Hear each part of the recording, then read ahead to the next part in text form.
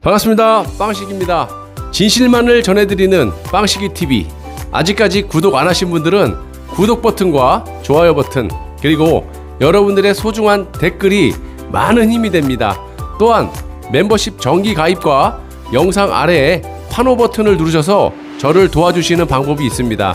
자, 멤버십 가입은 영상 아래에 가입 버튼을 누르셔서 진행하시되, 모르시면 가까운 핸드폰 매장을 가시면 바로 해주신다고 하니까 참고하시고요. 항상 진실된 방송을 제작해서 여러분들께 전해드리도록 노력하겠습니다.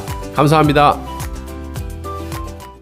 저 같으면요, 그럴 시간에 36년 동안 자유를 누리면서 잘 먹고 잘 살고 하버드대까지 갈 수 있게 해준 박정희 대통령의 생가를 찾아가서 고개 숙이고 감사합니다, 그리고 죄송합니다, 이래야 정상 아닙니까? 반갑습니다. 빵식입니다. 자, 여러분, 오늘 코로나 1일 확진자는 668명이라고 합니다. 그리고 오늘 이제 토요일이죠. 주말인데 어떻게 여러분들 잘들 시간을 보내고 계십니까? 저는 뭐 주말인데도 어제 제가 이제 세무 관계로 오전에 일을 못해서 또 새벽부터 나와서 일을 하고 있습니다. 뭐 언제는 뭐 주말에 일 안 했습니까? 자, 오늘도 힘차게 한번 달려보도록 하겠습니다. 자, 여러분, 어제는 6월 25일 한국 전쟁이 발발한 지 71주년이 되는 그런 날이었습니다. 어떻게 보면 당연한 이야기인지는 모르겠지만 어제 6.25 전쟁 기념식에 문재인이 참석을 안 했죠. 자, 문재인은 대통령으로 취임한 후에 6.25 행사 뭐 이런 거 비슷한 거, 국군회나 이런 거 잘 안 가려고 하죠. 가지도 않았고. 뭐가 됐든 문재인이 대통령으로 취임한 후에 6.25 전쟁 기념식에 참석한 횟수를 알고 계십니까? 딱 한 번. 지난해 참석한 것이 처음이자 마지막이야. 죄송합니다. 작년에 처음이자 마지막으로 딱 한 번 갔고요. 당시 연설에서도요, 여러분들이 들어보신 분들은 아시겠지만 현재 생존해 계시는 6.25 전쟁 참전 용사들을 고려하지 않고, 전혀 생각하지 않고 오로지 평화만을 부르짖으면서 국민들의 눈살을 찌푸리게 한 바가 있습니다. 문재인은 남북 간 체제 경쟁은 이미 오래전에 끝났다, 우리의 체제를 북한에 강요할 생각도 없다라고 이렇게 말을 합니다. 여러분들, 이 말은 뭡니까? 자, 엄연히 북한과 대한민국의 체제는 분명하게 틀린데도 불구하고 국민들 앞에서 체제 경쟁은 이미 오래전에 언제 끝났다라는 거야. 자기 혼자만의 독백을 하더만 대한민국의 자유민주주의 체제를 북한에 강요할 생각도 없다라고 말하는 건 연방제 통일을 말하는 것이며 자유민주주의를 더 이상 할 필요를 못 느낀다, 요렇게 저는 들리는데 여러분들은 어떻게 생각을 하시는지 매우 궁금하니까 댓글로 좀 달아주시면 감사하겠습니다. 자, 통일을 하려면 당연히 자유민주주의 체제로 하는 것이 맞지 않습니까? 당연하죠. 문재인은 더 이상 자유민주주의 체제를 강요할 생각도 없다, 이렇게 말을 하면서 평화를 추구하며 북한과 함께 잘 살아야 된다라고 주장을 한 겁니다.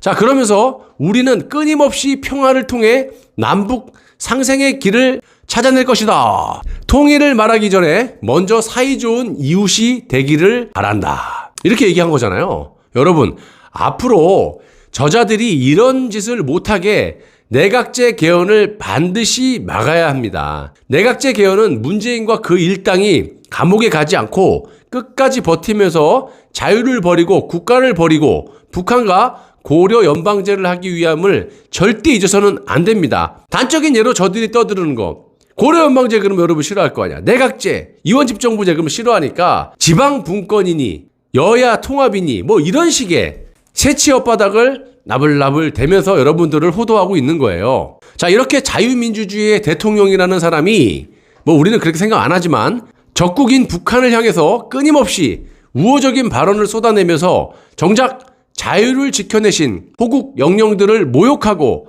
거들떠도 안 보면서 북한의 김정은에게는 매우 정직한 사람이고 열정적이며 강한 결단력을 가진 사람이라고 칭송을 아끼지 않았다고 합니다. 아니, 상식적으로 자신의 고모부를 고사포로 잔인하게 죽이고, 여러분들 고사포 아시죠? 이렇게 생긴 거예요. 자, 이건 사람을 죽이는 그런 무기가 아니에요. 하늘에 날아다니는 항공 기능을 격추시키는 다다다닥 그런 무기입니다. 이거를 다발을 묶어갖고 여러 가지예요. 뭐 4개, 8개 많아요. 뭐 16개 묶기 나름이야.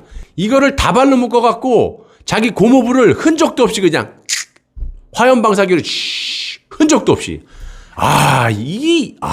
아무리 이복형이라고 해도 자신의 권력을 지켜내기 위해서 김정남을 독살하는 그런 사람을 문재인은 매우 정직한 사람이고 열정적이고 결단력이 강한 사람이라고 아낌없이 칭찬을 하고 있습니다. 제정신이라고 보이세요? 이 정도면?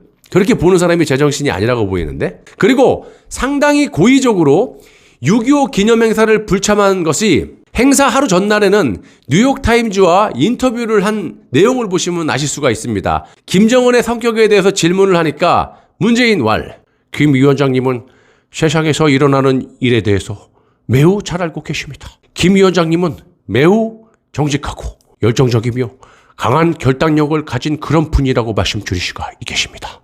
이렇게 대놓고 칭송을 했다라는 겁니다. 전 세계가요, 정상으로 안 봐요. 우리만 그러는 게 아니라. 자, 그러면서 지난 2018년 평양 방문 당시에 능라도 연설을 언급하면서 북한의 눈과 태도는 강렬히 평화를 열망하고 있음을 보여줬습니다. 북한은 완전히 변화했고 발전하기 위해 가능한 모든 것을 다하고 있다는 것을 알 수가 있었습니다. 여러분, 이게 도대체 말입니까? 막걸리입니까? 김정은이 솔직히 말씀드리면 살아있는지 죽었는지도 자기도 몰라요. 그런데 저딴 말을 하고 있고 북한이 도대체 뭔 놈의 평화를 열망을 했다라는 거예요? 그리고 머시가 그렇게 변화를 했다라는 거예요? 뭘 변화했다라는 거야? 지금 솔직히 말하면요, 대한민국 정치, 나라꼴을 보세요. 그리고 북한 굉장히 지금 쥐죽은 듯이 조용하죠? 이게 무서운 거예요. 자, 그리고 현 대한민국의 국민들이 몇 갈래로 지금 4분 오열되어 있습니까? 역사적으로 건국 이래 이런 상황이 벌어진 적 보셨어요? 최소한 46년 살은 이런 적 없었어요. 북한이 남침하기 딱 좋은 그런 상황입니다. 이론적으로 현재 대한민국의 안보 상황과 군 통수권자의 행태, 그리고 국방부 장관의 행태, 국정원장, 또 이건 또 누굽니까? 이런 어수선한 그런 상황이 연출될 때 전쟁이 발발한다는 겁니다. 이론적으로. 적기죠. 적이 봤을 때는. 6.25 때도 마찬가지잖아요. 부어라 마셔라 주말에. 자, 지금 이런 상황에서 저런 말을 국군 통수권자라고 생각은 하지 않지만 아무튼 대통령이라는 사람이 어떻게 저렇게 말을 할 수가 있습니까?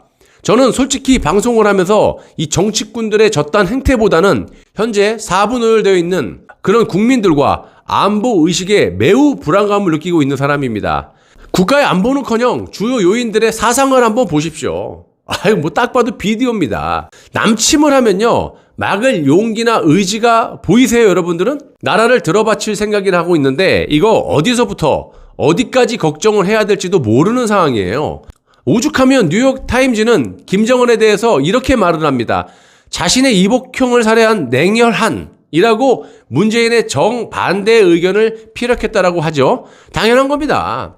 그리고 국민의힘당의 황보승이라는 그런 대변인이 이런 발언을 한 문재인을 비판을 했는데 좋아요. 비판할 것이 있으면 당연히 비판하는 것이 맞습니다. 하지만 이런 비본질적인 것으로 싸우는 척하기보다는 이런 짓을 애초에 못하게 이원 집정부제 개헌에 대한 국민의힘당의 당론을 철회하고 내각제 반대를 하는 것이 우선 아니겠습니까? 아니, 문재인이 지은 죄를 묻고 감옥에 안 가고 편하게 살기 위한, 그리고 더 중요한 건 아까도 말씀드렸다시피 국가를 북에 들어 바칠 수 있는 내각제 개헌을 동의하고 야합을 하고 있으면서 입으로만 문재인을 비판하는 것이 옳은 거냐 이 말입니다. 그걸 묻고 싶은 거예요, 저는. 물밑에서는 내각제 개헌을 찬성하고 야합을 하면서 입으로만 문재인 바보 이렇게 비판하는 척하는 거, 이거 국민들을 매우 심각하게 조롱하는 것으로 보일 수가 있다는 겁니다. 문재인은 그렇다 치고 이준석과 그 일당들 하는 짓 좀 보십시오.